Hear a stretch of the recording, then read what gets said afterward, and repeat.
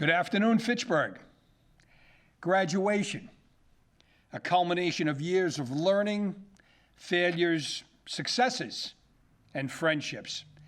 2 weeks ago, I received a call from Dr. Richard Lapidus, president of Fitchburg State University. He reached out with an idea to help celebrate the graduating class of 2020. With Fitchburg State Savvy Printing and Facilities crews, 6 congratulatory signs were proudly raised this week on Main Street for the class of 2020. I encourage all of our graduating classes to drive to the corner of Main and Putnam Streets. Take a picture with your class sign and post it on social media. A special thank you to Fitchburg State for their creative idea and to the Straight family for their partnership in erecting these signs. On Monday, Governor Baker announced a 4-phase approach to reopening the Massachusetts economy amidst the COVID-19 pandemic and published mandatory workplace safety standards that will apply across all sectors and industries once reopening begins. The goal of the phased reopening, based on public health guidance, is to methodically allow certain businesses, services, and activities to resume while protecting public health and limiting a resurgence of new COVID-19 cases. During this time, Fitchburg municipal buildings will continue to operate with current essential staffing levels. I have been in discussion with Human Resources and the Health Department, and together we are working on a plan to bring municipal operations to a new normal. This will take some time and guidance from the state. I would expect this to be a few weeks before we have any definitive answers. As I mentioned in my previous press releases, over the course of the past several weeks, the city's health director has been working with our long-term care facilities, the Department of Public Health, the National Guard, and the Commonwealth's COVID mobile testing program. In coordination with our Board of Health, some long-term care facilities implemented a second round of testing. This week, residents will see a rise in our positive COVID-19 test numbers. This rise is the result of many weeks' worth of coordination and providing access to testing. As of 12 p.m. today, there have been a total of 556 positive COVID-19 cases in Fitchburg, of which 173 are now recovered. Although this increase in positive cases may appear concerning at first, the city should be encouraged that we are now able to identify, isolate, and track these positive cases. Furthermore, we discovered that several of these cases were asymptomatic. Asymptomatic cases are the most important cases to identify, as they are showing no physical signs or symptoms and therefore could cause a larger spread of the virus. The Health Department has been in constant contact with DPH and are working with these long-term care facilities on infection control.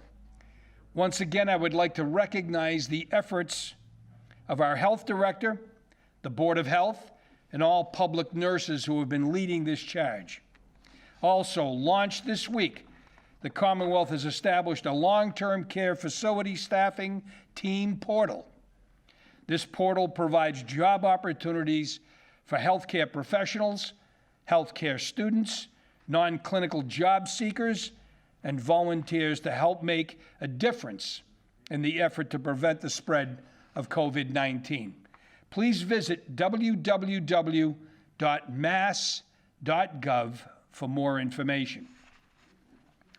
Yesterday, Governor Baker announced that his administration would do everything it could to make sure cities and towns were in decent shape financially next year, but could offer no reassurances that local aid from the state would not be affected by this economic crisis brought on by COVID-19. Traditionally, my office and the city's finance team would be submitting the FY21 budget to the City Council today.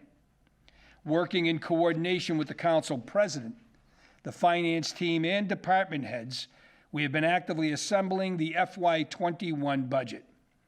With the current state of COVID-19, the finance team is looking at and adjusting how this will impact both the FY20 and FY21 budgets. At this time, the state has not yet provided guidance on local aid and has shown possible signs of extending municipal budget deadlines beyond June 30th. We will be reviewing these impacts as we await pending guidance from the state. For these reasons, we will not be submitting our FY21 budget on May 15, 2020.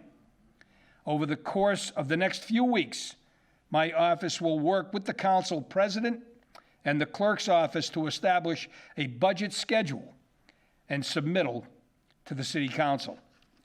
On Tuesday, the city's Executive Director of Community Development, Economic Development Director, and myself joined the North Central Chamber of Commerce in their second series with the City of Fitchburg to discuss the city's response, business community needs, and relevant conversations about opening our economy. Part of our conversations included how the city will be spending down the recent $586,000 of federal CDBG CV funding the city received a few weeks ago. With the assistance of our community development team, money orders were sent to the City Council for their comment and approval at their next council meeting.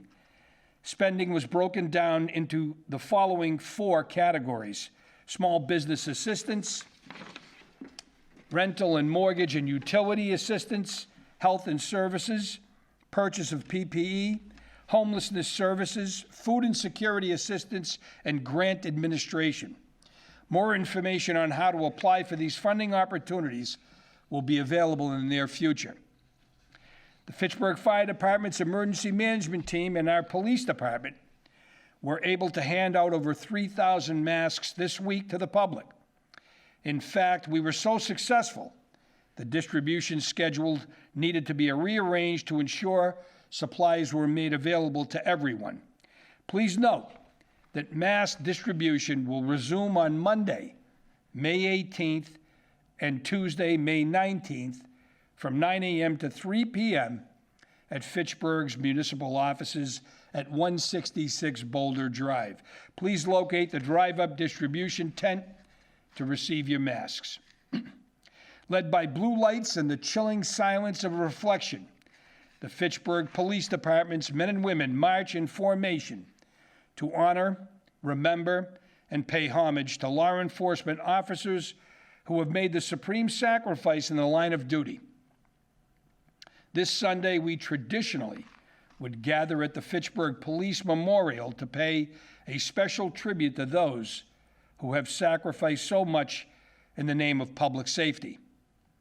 Although we are not able to gather as a community this year, I ask that we all take a moment of silence and reflect on all the sacrifices our officers and their families make every day to preserve our quality of life.